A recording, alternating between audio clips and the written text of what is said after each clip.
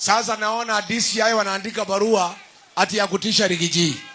Wacha nikuambie DCI, siku Kasongo amenitoa kwa ofisi, watu wetu walinyamaza kwa sababu hawakuelewa, hawakuamini ya kwamba Ruto anaweza fanya kitu kama hiyo. Ilichukua watu wetu 2 weeks kukubali ya kwamba Ruto alihangaisha sisi. Lakini saa hii wewe kama unataka kuja shika mimi, shika Rigiji, alafu uone ile maneno itakuwa hapa. Na nikwambia DCI, before utishe mimi ati unataka kunishika, nataka kwanza wale watu walitupiga Lemuru wakati ya funeral, walitumwa na Kimani Ichung'wah, ukamate hao upeleke hao kotini.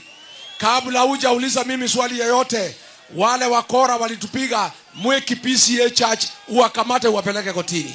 Kabla hujauliza mimi chochote, wale wakora walitupiga PCA Kariobangi, uwakamate upeleke kotini.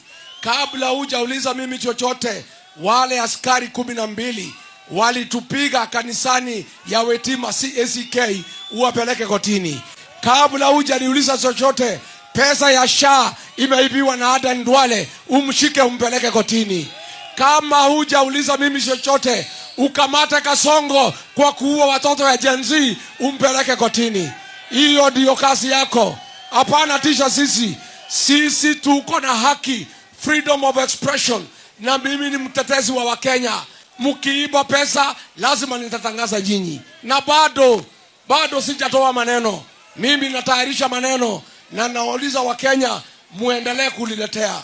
Wale officers ya DCI walinitafuta usiku kuniambia XBT imeibiwa, nataka niseme shukurani. Na tutaendelea kueleza ile maneno naendelea katika Jamhuri ya Kenya. Mkitaka kuja kushika sisi, mnajua pahali tunaishi. Mnajua Wamunyoro, mnajua Karen, mnajua anywhere where we are. Please come and take us to where you want to take us. Don't threaten us. Usitishe sisi. Wewe kama ungejua, uliza William Ruto kama Rigiji ni mtu ya kutishwa. Atakwambia mimi sinunui uoga na hakuna mtu yote anaweza kunizia.